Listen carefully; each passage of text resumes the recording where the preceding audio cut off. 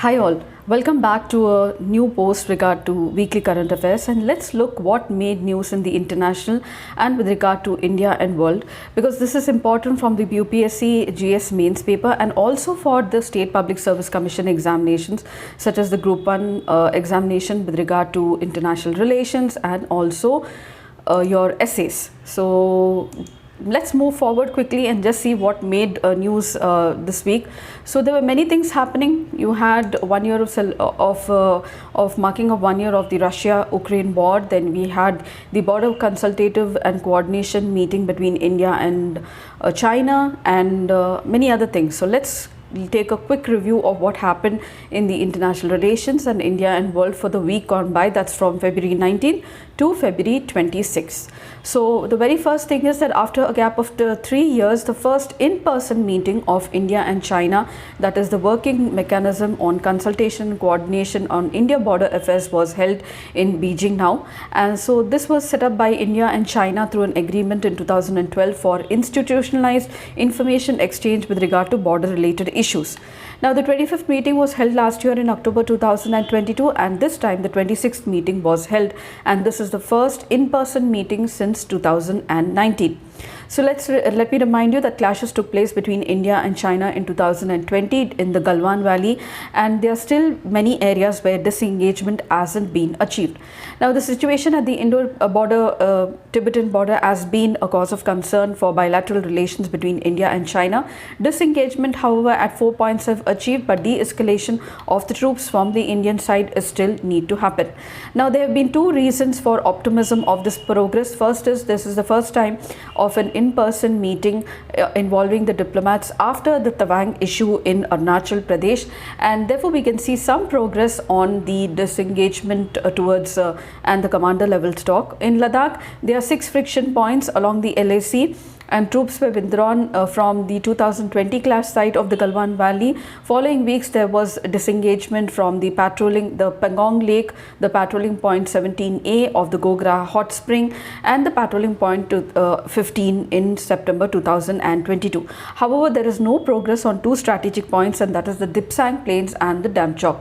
So on the positive side, there was an agreement now to also, this is the second positive issue, that there was an agreement to hold next commander level talks very soon with regard to the remaining points of disengagement. Now the 17 commanders meeting had also stated that the two sides stated and agreed to stay in close contact and maintain continuous dialogue through military and diplomatic channels as well, and to work out a mutually acceptable solution for the remaining points at the earliest. So in the WMCC, emphasis was laid on peace and tranquility, a reminder of the 1993 agreement for maintenance of peace and tranquility along the LAC, that is line of actual control. The second most important issue is about India and Italy.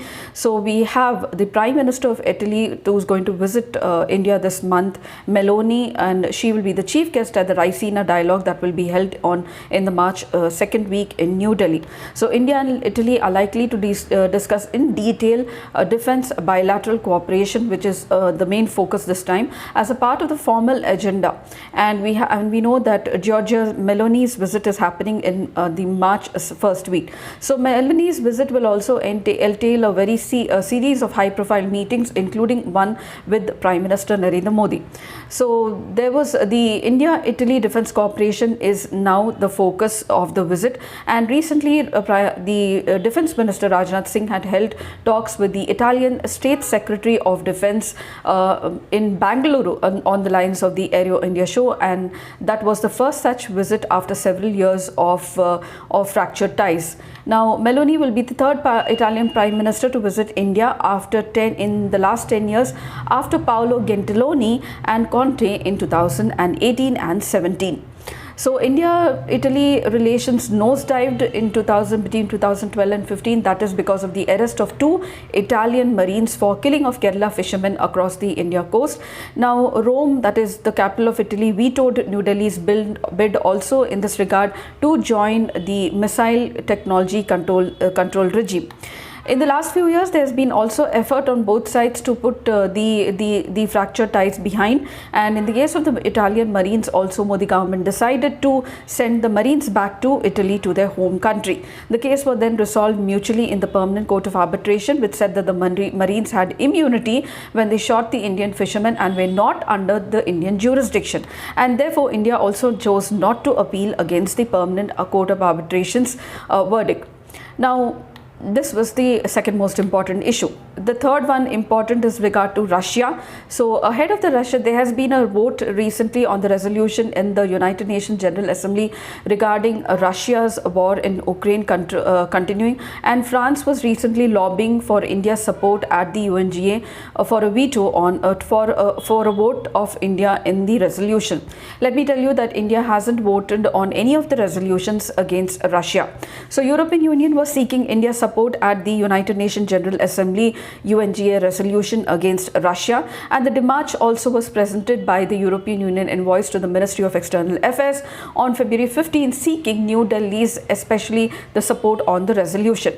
So what does the resolution that was submitted in the UNGA ask for? So the Western-backed resolution reiterated demand for Russia to immediately and unconditionally withdraw all the military forces from the territory of Ukraine within the internationally recognized borders of Ukraine, and calls for cessation of hostilities and ceasefire.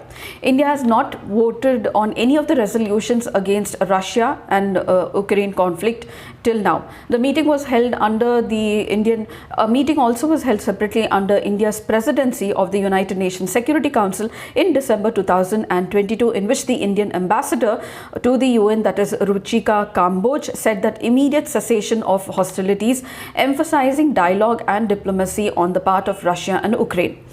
However, when the vote took place in February 24th, that is last week, India once again abstained. So the resolution after 193 got 141 votes in favor, 7 against, and India was one of the 32 countries to abstain once again on the voting. So the 193 members of the General Assembly adopted the draft resolution putting forward by Ukraine and its supporters, titled that the principles of the Charter of United Nations underlying a comprehensive, just and a lasting peace on Ukraine that is needed. And the most important next issue is that now there has been a visit of the Chinese official to Russia, and to forge new ties, and also to once again strengthen the relationship between the two close partners, Russia and China. So Russia and China have been forging close ties together, and they have openly said that their relations have reached new frontiers. Even the US has also expressed concern that Beijing was actually trying to help Moscow in the war in Ukraine and supplying it with arms. China has refused and to also criticize Russia's long-term invasion of Ukraine also, but has denied the providing of arms to Moscow's forces.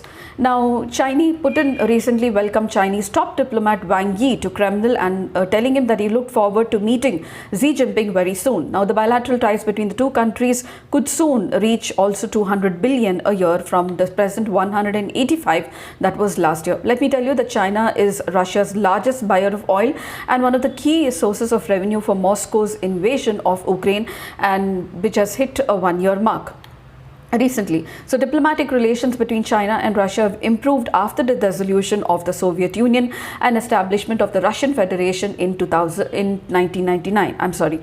The two countries share a land border that was demarcated in 1991, and they signed a treaty of good neighborliness and friendly cooperation in 2001 that was renewed in 2021 for 5 more years. The two countries enjoy very close military, economic, political, and openly do not go backward to support each other in the international arena on various global issues as well. So let me tell you that Russia is a close friend of India, but China, we have some issues with that. So on the other hand, Russia has always tried to use its relations with China to mend China's and India's ties as well.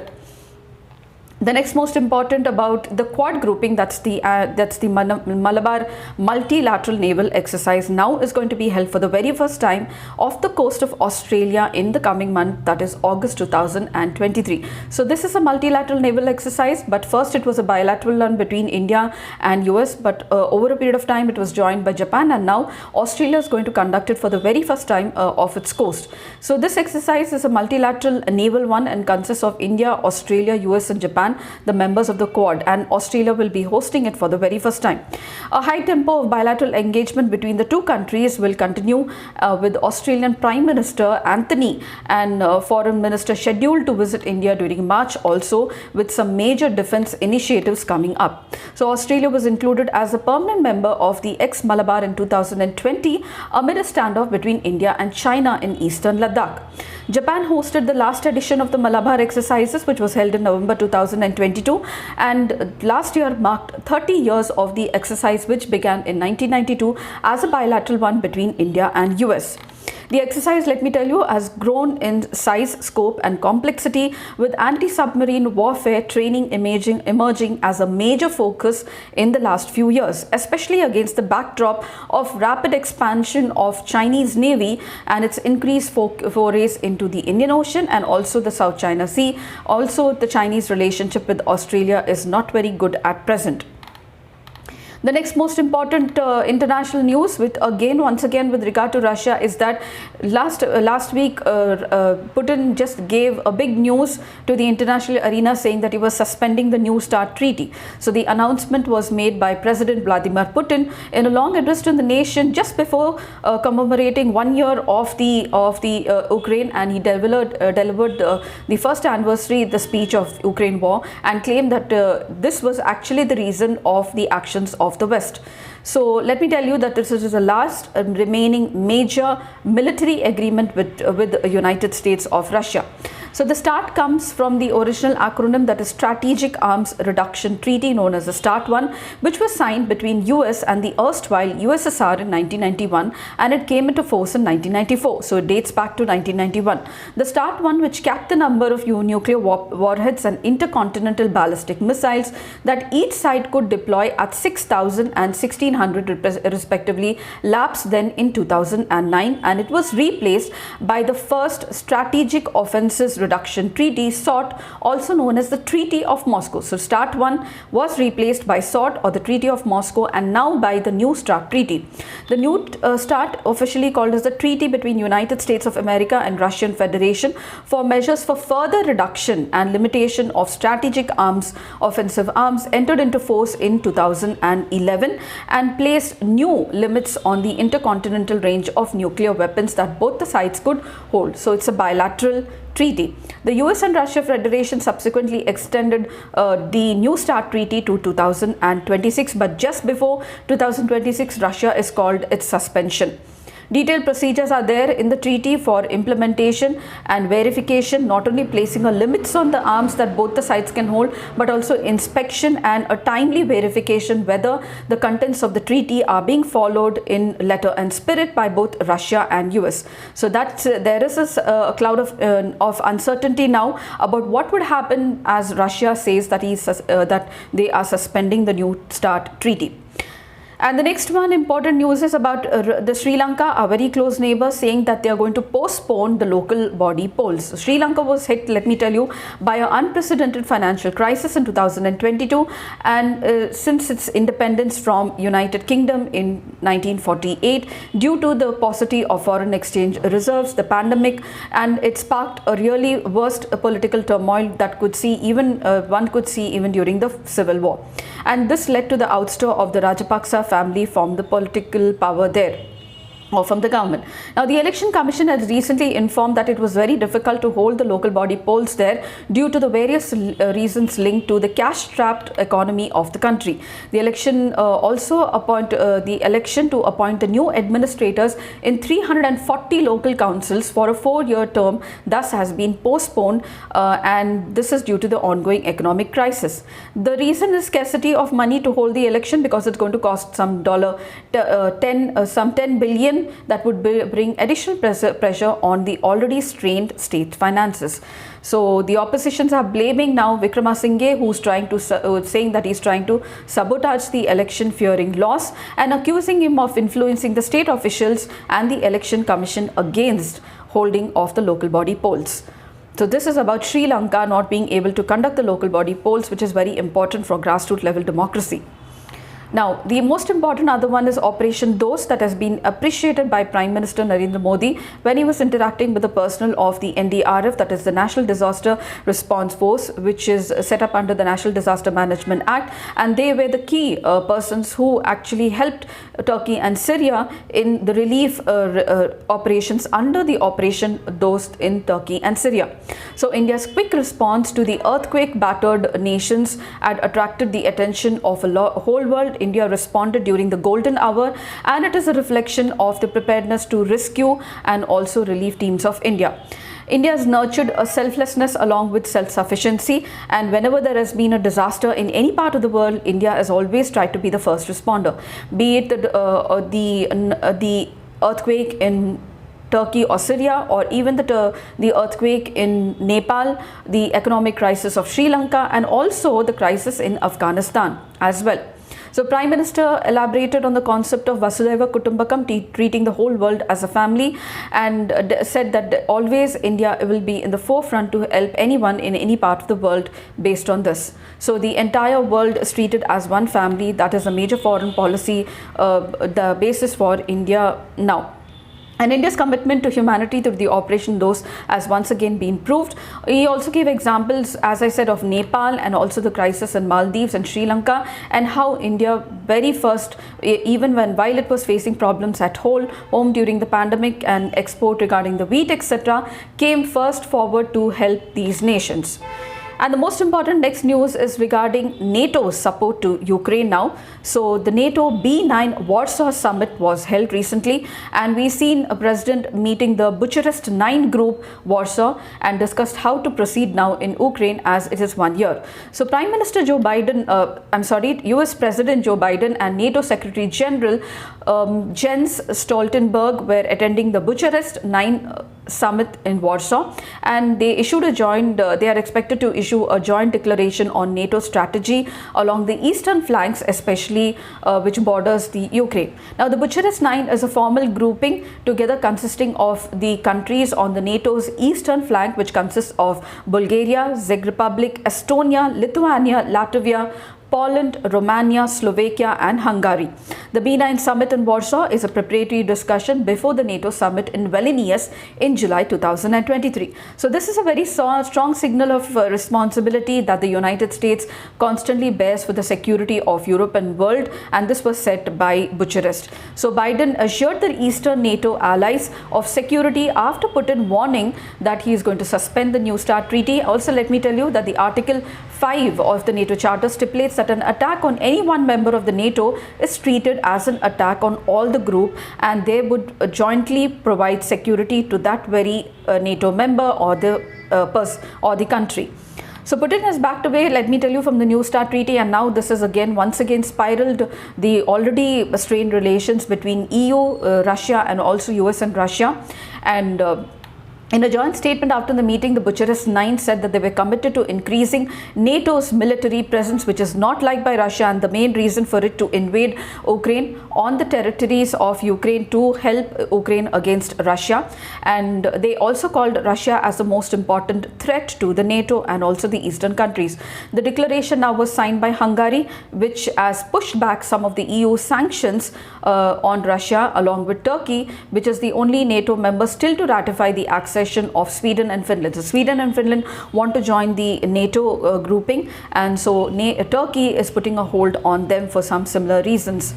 So this is about the Bucharest the B9 Warsaw summit just before the NATO full-fledged summit, which is going to be held in July, and how they have reiterated that they are going to stand in support and also place the military in Ukraine to protect Ukraine from Russia. And the most important next news is this week has been whole about Russia because of the 1 year of the Russian war in Ukraine, and the economies have been battered. There has been a human rights crisis. Many nations, the geopolitical situation has once again taken back to the Cold War era. And so FATF, that is the Financial Action Task Force, has suspended the Russian membership after finding that Moscow's conflict in Ukraine breached the FATF's principle. Now, the FATF is a global organization that monitors financial crime and suspended Russia's membership after finding that Moscow's conflict breached some of its principles. It is a watchdog, and it is an intergovernmental organization that is primarily aimed to find money laundering and financing of terrorism. It establishes international standards in this regard, and there is monitoring by the observance of nations. So Ukraine expressed its appreciation for FATF's decision to suspend Russia, and also stated that it will keep working with the FATF's members to further penalize and blacklist Moscow. As a part of its measures to exert pressure on Moscow, whose invasion now is a year old, Ukraine has repeatedly called for Russia to be excluded from FATF. Now, Russia is still a member, but it has only been suspended. So this is about FATF being suspending the international intergovernmental organization regarding money laundering and terrorist financing, suspending Russia. And in the most important news again is the Navy submarine called as INS Sindhu Kesari has docked at Indonesia, and it is the first Indian submarine to dock at Jakarta as a part of its first operational turnaround. Indonesia is one of the countries that are in maritime dispute with China, and we have very good ties with Indonesia. So to strengthen the bilateral relations, the Indonesian Navy warmly welcomed INS Sindhu Kesari in Jakarta. So India usually conducts naval patrols twice a year with Indonesia, and the last one was held along the international maritime boundary in December last year. While Indian warships visit Indonesia and other ASEAN countries, this is the first time, let me tell you, that an Indian submarine has been deployed for a very, very long period of time. The long-range mission not only highlights the capabilities of Indian Navy, but is also a part of the diplomatic and military outreach of India towards the ASEAN countries. India's heightened defense relationship with these countries comes at a time when China's rhetoric is being seen as hostile over the disputed claims of islands in the South China Sea. Now, the presence of a submarine in Indonesia shortly after India conducted a training for 21 Philippine personnel did happen, and India is providing, let me tell you, BrahMos missiles to Philippines as a part of the $375 million deal. So this is about deepening of ties much more and showing the capability of India, especially with regard to India and Indonesia. Now, 1 year has been observed regard to Russia of Ukraine, and the war is not an end. Ukraine says that it's going to defeat Russia in 2023, and Russia says it's not going to put a step back. So what is now what has happened after the 1 year in this last week that has gone by? So now from 1 year, like already Russia is in control of almost 1/3 of Ukraine, which is the size of 2 countries in Europe, so smaller countries, and Russia has been slapped by more sanctions, let me tell you. So at the B9 summit also, NATO countries vowed to protect Ukraine. That is point number 2. They also promised to provide Ukraine with more arms and ammunitions and also additional security. That is point number 3. There is much more economic support from United States to Ukraine. That is point number 4. Not only in terms of meeting the critical needs with regard to war, but also healthcare, education, emergency services. US has taken the responsibility now to strengthen the energy infrastructure of Ukraine after it was bombed by Russia. That is point number 5. And G7 again decided to put another round of sanctions on Russia. That's point number 6. Economic sanctions have already battered the Russian economy, and there have been more restrictions placed on the exports to Russia and imports from Russia. That is point number 7, and increasing the tariffs on Russian goods. That's point number 8. And lastly is that US has pledged to give a $2 billion aid to Ukraine. So this is the developments, recent developments that have been happened after the observing of 1 year of Russia and Ukraine war that doesn't take the name to end. So peace talks of Russia and Ukraine have also been held. There have been several rounds, but there has been no breakthrough. And recently, China has now offered to provide a peace proposal at the 59th Munich Security Conference. So this is the latest development regarding the Russia and Ukraine war. And the most important last third one is that Pakistan has opened now its borders with Afghanistan after a very long time. So the Torkham border has been opened now between Afghanistan and Pakistan. So the Pakistan has reopened the border, and earlier this border was closed over a tussle with Afghanistan, blaming the Taliban of terrorism in Pakistan. So the Taliban is in charge of Afghanistan after the recently toppled in 2021 Western-backed government in Kabul, and Taliban is in control of Afghanistan presently. Since then, there has been tension between Afghanistan, Taliban and Pakistan over cross-border violence. Earlier, Pakistan closed the border for vehicular traffic, and many people have remained stranded there along with trucks and goods, let me tell you. So what's actually the importance of the Torkham border to Pakistan? Now, the Torkham border is a very vital commercial artery, let me tell you, and a trade route for Pakistan to Central Asian countries. The Torkham crossing was shut by the Afghan Taliban after Islamabad accused the Afghanistan of providing safe havens to Tehreek-e-Taliban Pakistan, or the terrorist organization that has been carrying down a spate of attacks in Pakistan. Earlier, Pakistan opened the Torkham border, but only for the pedestrians to cross over and not for the goods to come into the country. Now, the Torkham border from the Pakistan side has been opened, and now not only vehicular traffic but also cargoes have started to be allowed. The Torkham border closure, let me tell you, has led to a loss of 270 million for Pakistan exchequer, and when the Afghanistan opened the gate, it remained closed from the Pakistan, so there was no breakthrough, but now both the sides of the border are open to the people. It is opened after talks between the Afghanistan and Pakistan officials to cool down the tensions between them. Tehreek-e-Pakistan Taliban, which is a terrorist organization, was active in Pakistan, and Pakistan blames Taliban for supporting this organization. So in recent months, the TTP has been leading a series of attacks on Pakistan that have killed many hundreds, and it has also promised to establish the caliphate in Pakistan, overthrowing the current Pakistani state. Now, caliphate is a term in Islamic terrorist groups often used to refer to the Islamic states. The word is rooted in historic Islamic kingdoms ruled by the caliphs, and the TPP also links with the Afghan Taliban and other terrorist organizations like the Al-Qaeda. So the second last important one is that Biden has named an official called as Ajay Banga now to lead the World Bank. So US President Joe Biden has named the Indian-American business person Ajay Banga to lead the US-led World Bank. The move comes as US's pressure increases on the World Bank to emphasize on tackling climate change. And let me tell you, the US is World Bank's largest shareholder and has been in charge always of selecting the person who leads the institution. US also lends billions of dollars every year to the World Bank, and the World Bank is an international financial institution that provides loans and grants to the governments of low and middle income countries for the purpose of pursuing capital projects.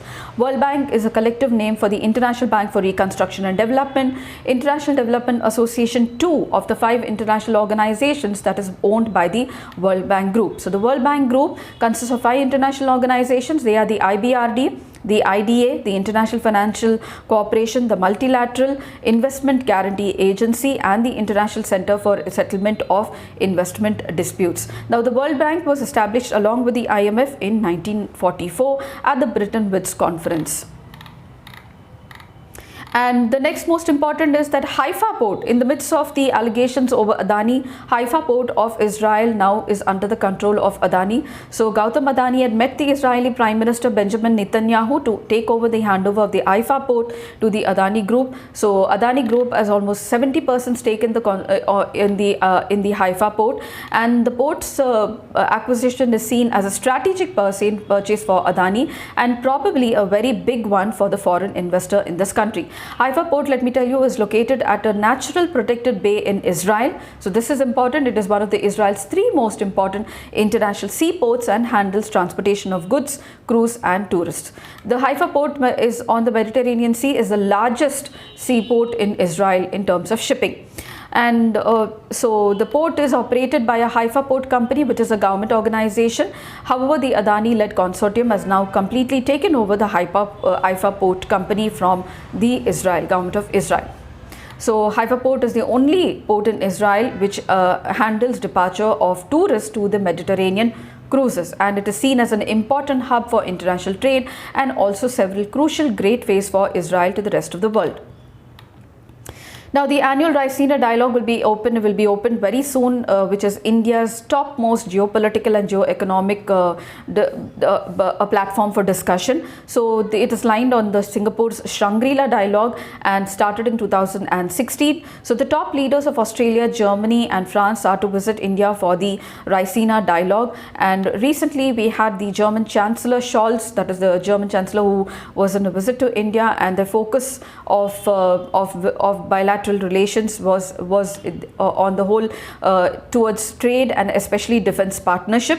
So this is Chancellor Scholz's first visit to India, as he became the German Chancellor in December 2021, and Delhi and Berlin are now focusing on economic ties, mostly green technology and Indo-Pacific strategy. So that is the main focus. Let me tell you that on the economic cooperation, India and Germany share a very strong partnership. Germany is India's largest trade partner in the European Union and has been consistently among India's top global trade partners as well. It is also one of the largest foreign direct investors in India, and as a symbol of close economic ties and strong potential for cooperation, Chancellor will be accompanied by a high-powered business delegation. Let me tell you, there is a special green and sustainable development partnership between India and Germany, and this was launched during Prime Minister Modi's visit to Berlin for the 6th intergovernmental consultations. Now, this is an umbrella partnership that provides political guidance in climate action and sustainable development goals. There is also a triangular development cooperation between India and Germany. They have agreed to work in development projects in third countries under this cooperation, and already 4 projects have been announced in May 2022, and now they are in different stages of implementation. Germany has now come on board with its new Indo-Pacific Oceans initiative also. So this is something with regard to cooperation to India becoming more stronger. So you have the Triangular Development Cooperation, you have the Indo-Pacific Oceans Initiative, and also the Green Sustainable Development Partnership as well. And the last very important news is that Seattle becomes the first US city to ban caste discrimination. So Seattle has become the first US city in US to bring out a legislation to ban caste-based discrimination. What does this mean? Now, caste-based discrimination, it prohibits businesses from discriminating based on caste with respect to hiring, tenure, promotion, workplace conditions and also wages. It also means that the legislation bans caste in places of accommodation, public accommodation such as hotels, public transportation, public restrooms, retail establishments, rental housing, leases, property sales, mortgage loans, etc. So many of the South Asian Americans staying there do face caste discrimination on a wide scale, and this legislation has definitely been hailed by many who are living there, and also by the Indian American Coalition, which is a coalition for Indian American rights organizations that praise the Seattle city for passing the historic legislation which bans caste-based discrimination in the city.